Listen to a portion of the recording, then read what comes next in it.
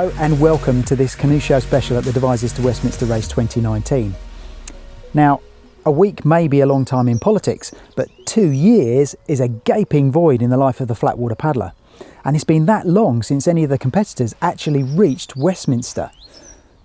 It's good to be back. This was my 10th year filming DW, and from the very outset this year was going to be all about telling the story of the win. Or at least trying to tell the story of the win.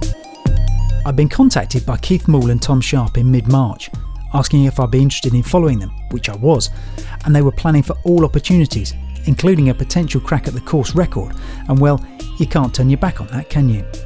But in the build-up to the race, it became clear that the field this year was very strong, and there were going to be plenty of potential winners, so I knew that the weekend was going to be very busy and very exciting. But while 2019 was shaping up to be a great year in the senior doubles race, it was set to become a year of anguish and tragedy in the 4-day competition. For the first time in this event's 71-year history, a paddler would be lost, and the pain of that loss would be amplified because it happened so close to the finish line. It's very difficult, if not impossible at times like this, to find the right words, but I genuinely hope that the family and friends of this person really know that the entire paddling community stands with them.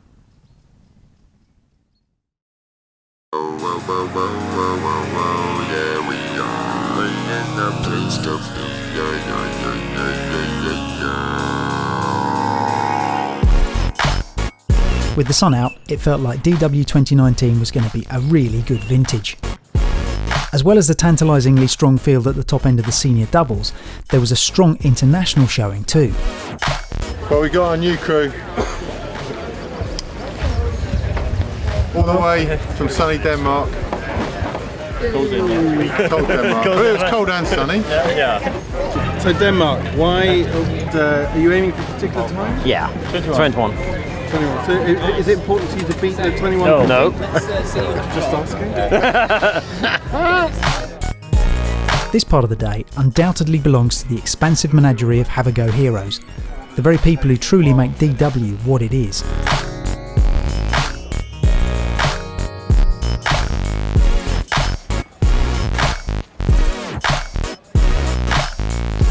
And then of course there were the flasks. That's not a flask, this is a flask. Yeah, sorry about that. So, let's take a step back a few weeks. I'd met up with Keith and Tom at Waterside Sea in Newbury to talk about their plans, and although they were lacking in time on the water by their own admission because Tom had been away, they were coming into form during the 4-race series.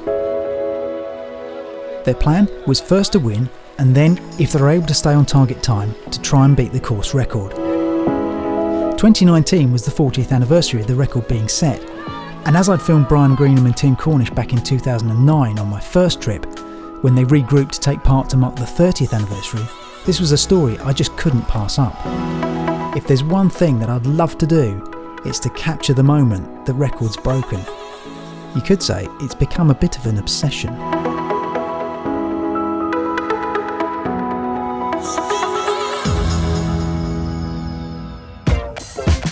So, back to Devizes Wharf and the steady flow of crews setting off.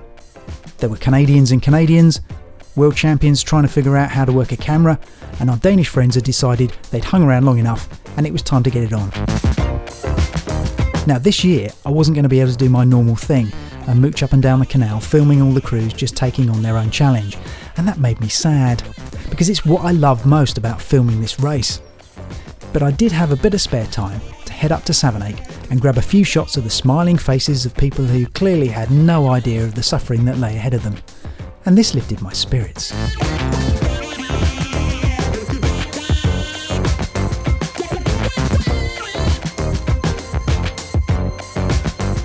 From Savernake, I just worked my way back along the canal, stopping here and there and grabbing whatever footage I could of people coming through.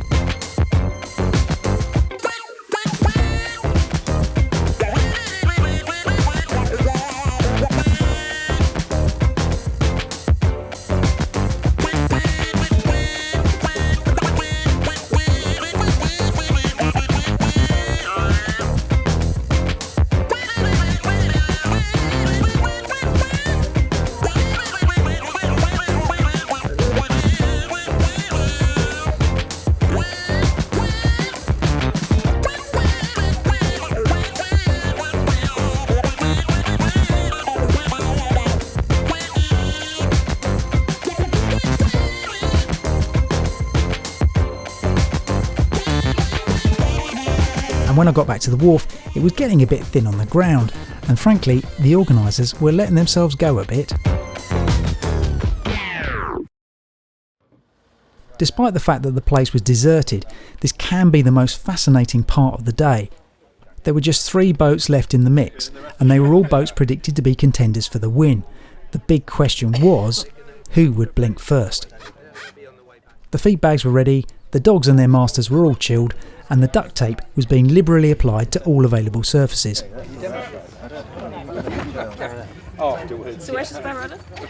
And then some action in the Palmer Wilkes camp. The photo call confirmed they were about to leave, and then they did. The first of the favoured top crews to head off about an hour before the predicted time of Tom Sharpe and Keith Moule.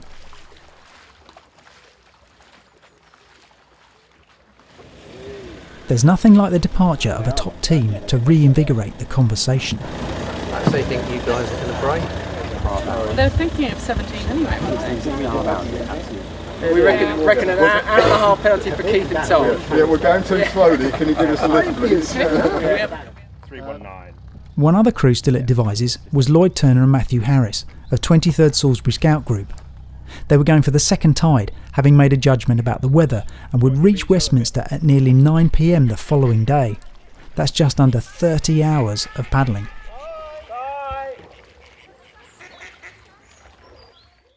Then Alex Lane and Dan Seaford played their hand. What was the story about why you're doing this again, Dan? Yeah, good question. Always seems a good idea at the time, doesn't it? And here we are. This is new for me. All high-teched up. You're going to be Asbo now. It was more low-tech, wasn't it? Yeah. And also I was pretty sure the plan was to do it once and not to do it again. I seem to remember, I think I've got you on tape somewhere. Yeah. I want it done. I really want to do it. I want to do it right. I don't want to have to come back and do it again. On the outside, we don't look the happiest crew. Inside? Well, outside, we've been really good.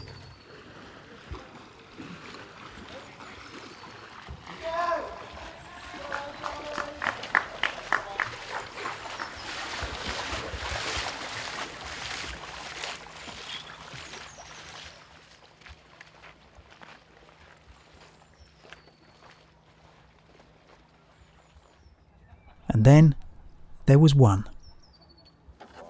What do you do when you're the only ones left and there's a while until your planned departure? Well, you check your equipment again, you stare pensively at the ground, and of course, you apply some more duct tape. You've got to go through the Internania. Stick the tracker on you anytime you want, as long as you don't walk up and stand by the actual start. Yeah, let's whack it on now then. It must be so hard just to stand around waiting for the right moment, and so tempting to say, OK, our opposition is gone, so why don't we just get on with it? But that's not how Keith Moule and Tom Sharpe roll. They started right on time, and yes, they too took a run-up. And the race was on.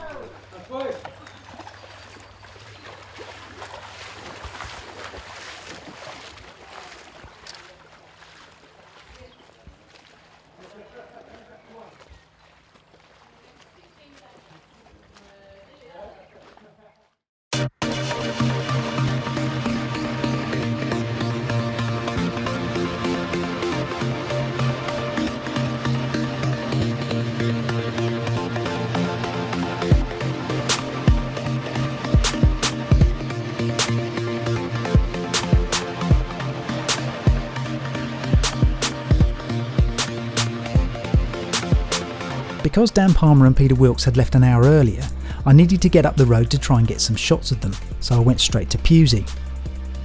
But it was Dan and Alex who came through, so I knew I had some serious catching up to do.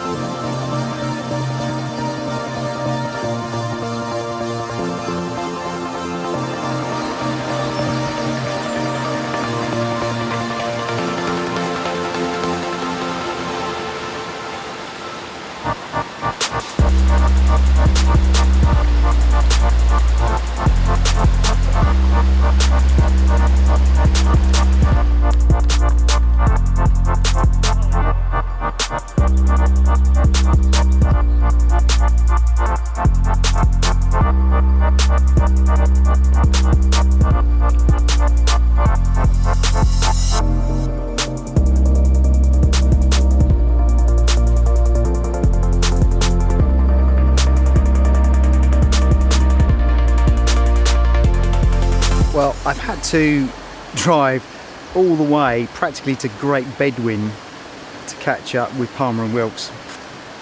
And almost just as I got here and got the camera out, they came through. They are powering on. They're looking very strong, very fast. Now, a bit too early to say if this puts a cat among the pigeons with Keith and Tom's plans, but certainly from what I saw of Palmer and Wilkes as they went through here, and it's about the only time I've seen them since they left Devizes, yeah, we definitely have a race on.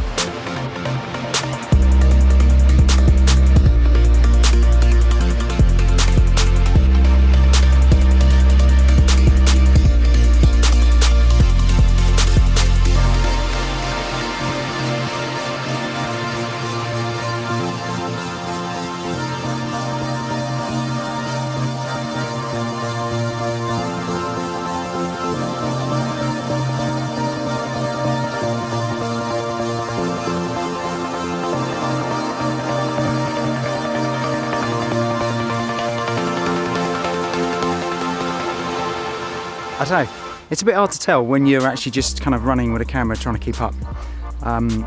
It felt very fast.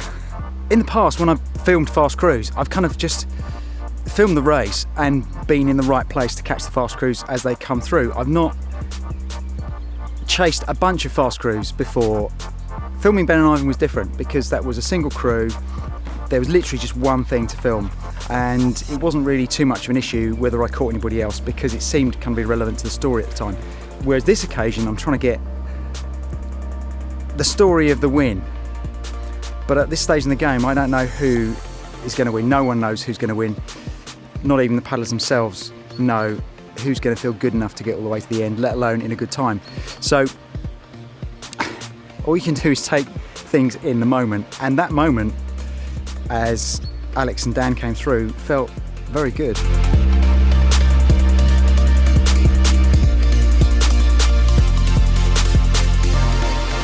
And then Tom and Keith came into sight. But just as they got out of the boat, the camera broke. I ran with them, although I can't prove it, but they too looked fast. So I have reached the position where I was going to see how it goes, see who's looking good. They're all looking good, they're all looking strong. Also, Richard Hendren and Aaron Jordan left at about 1 o'clock. So what's going on there? Because, Richard Hendren, bit of a legend in DW. You start thinking, hang on a minute, what's going on here? What is at play? I think actually I've reached the conclusion that just as these guys, they have to stick to their game plan. They've got to stick to what they're doing, what their plan is. I've reached the conclusion that if I'm actually going to come out of this with any footage that's going to be worth making a film out of, I've got to pick a story, and from what I've seen so far, Keith and Tom are still the story. Got that? That's the plan. I use the word plan lightly.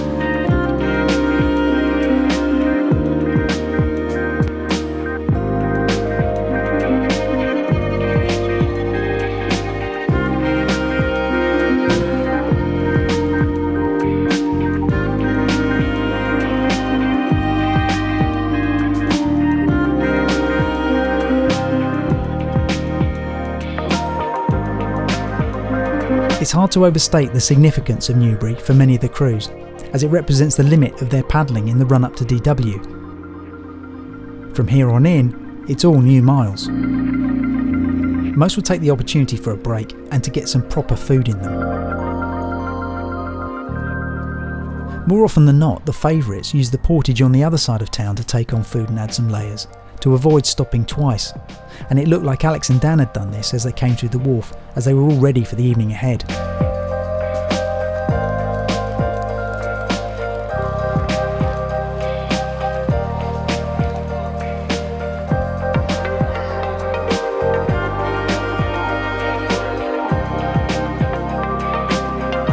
Over at the lock, Keith and Tom's crew were getting ready for their arrival.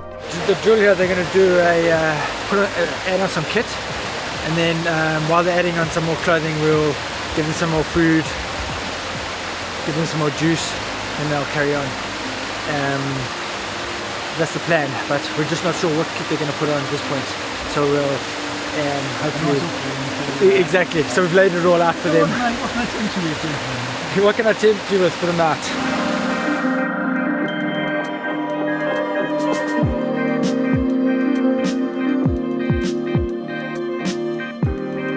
Not everyone, though, seemed to be as enthusiastic about this portage as Keith and Tom's crew. Everybody, cheers. Keep going, well done.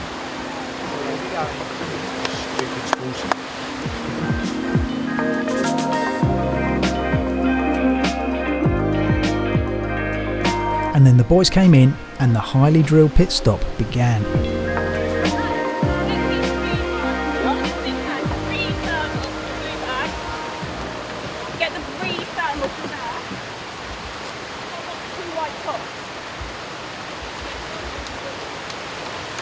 Down.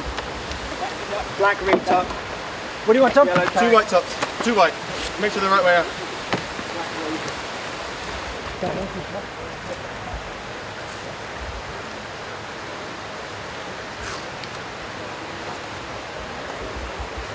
Yellow tag.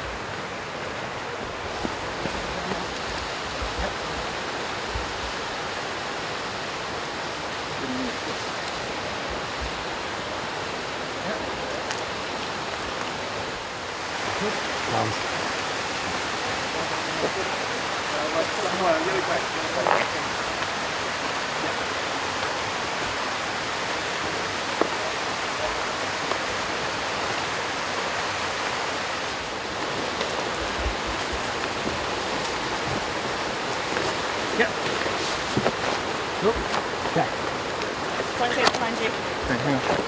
Put my hands up. Put my hands up.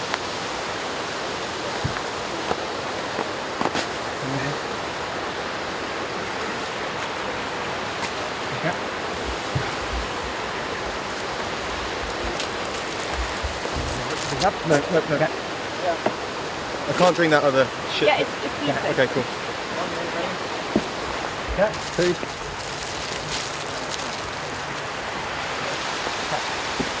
Talk to me, Tom.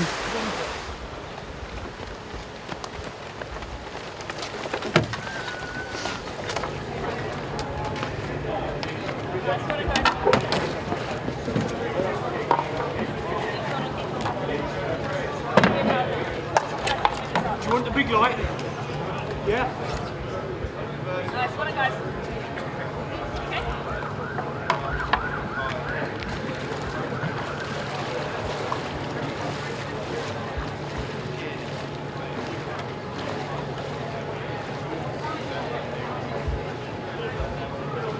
Time that? No. It was probably what, minutes and a half? Yeah, it should be good. Reading, and the psychological, if not actual, halfway mark. Because I was following the race for the win this year, there weren't that many crews left, most had already gone through, but there was enough interesting action still to come. There is something quite special about Saturday night at Woking Waterside Centre. It's that mix of anticipation and then frenetic action and a mixed bag of emotional responses, one to the achievement of getting this far and then the realisation of the challenge still yet to come.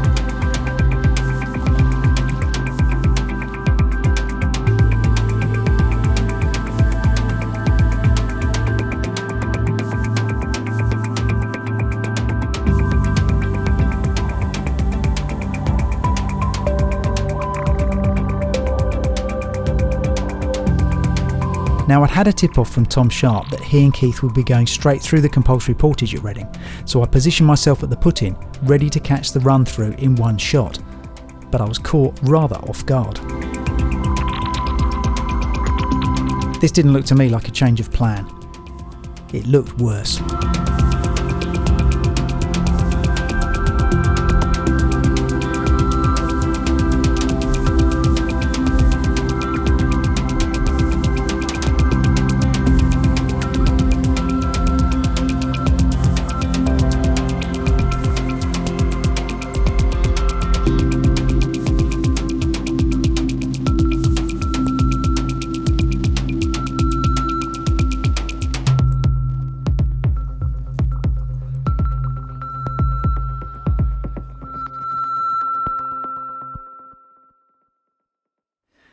Well, just when it was looking like we were on to a pretty strong race and some very exciting action, about 11:30, Keith and Tom arrive at Reading and pull out.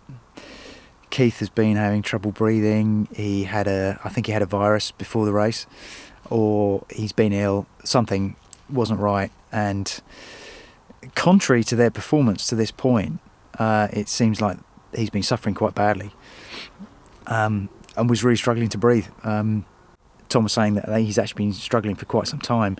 Wasn't showing it.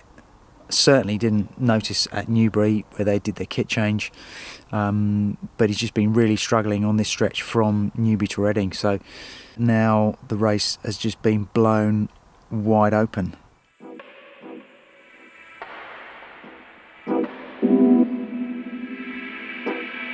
If the night portage at Reading has a special atmosphere, it's nothing compared to First Light at Teddington.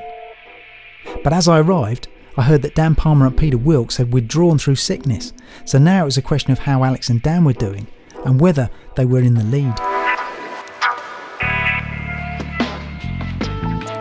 Every crew arriving here knows they've broken the back of the challenge, and it's just a case of holding it together on the tideway.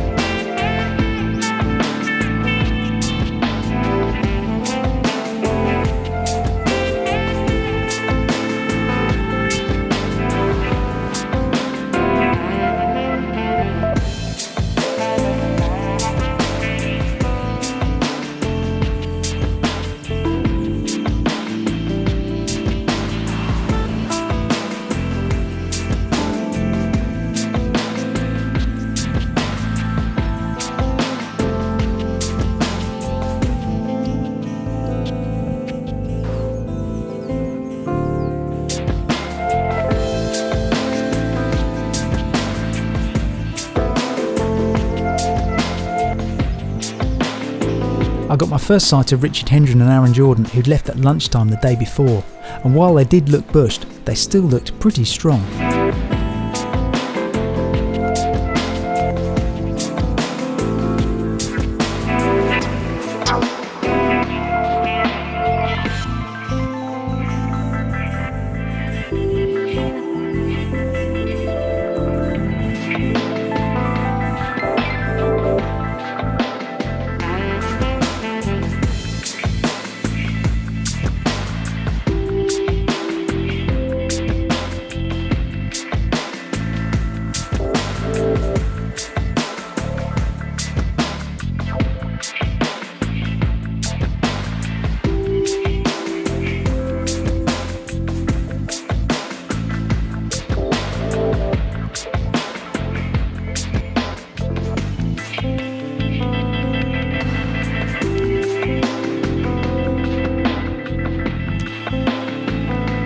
Now, if you think that Steve Bush and Mark Ball look quite fresh, just consider that this was the last leg of their epic try, and in the preceding days they'd run the Bob Graham round and cycle from John O'Groats to Land's End. Yeah, exactly.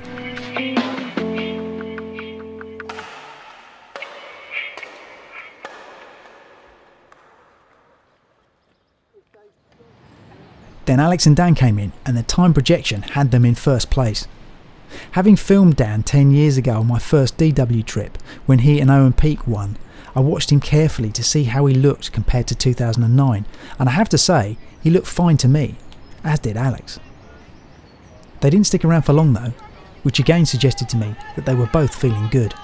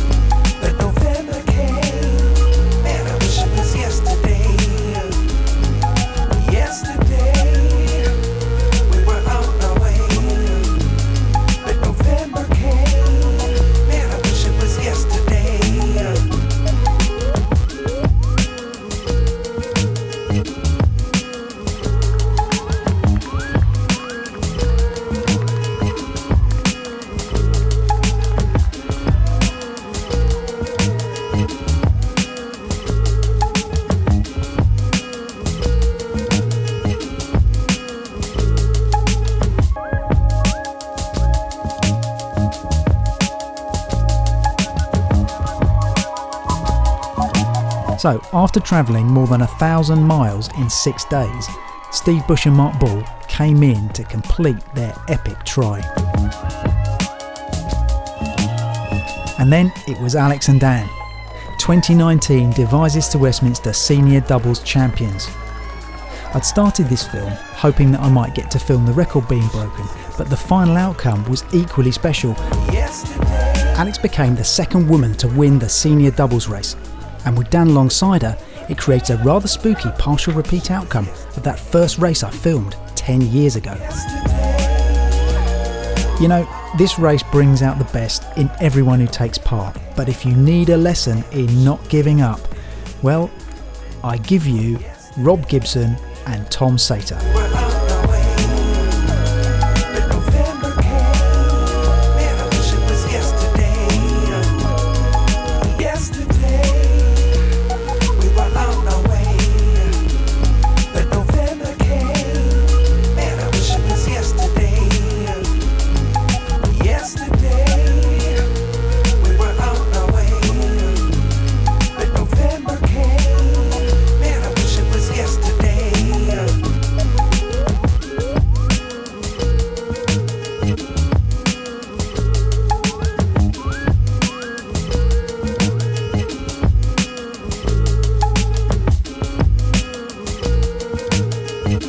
So, DW 2019 did turn out to be a great vintage.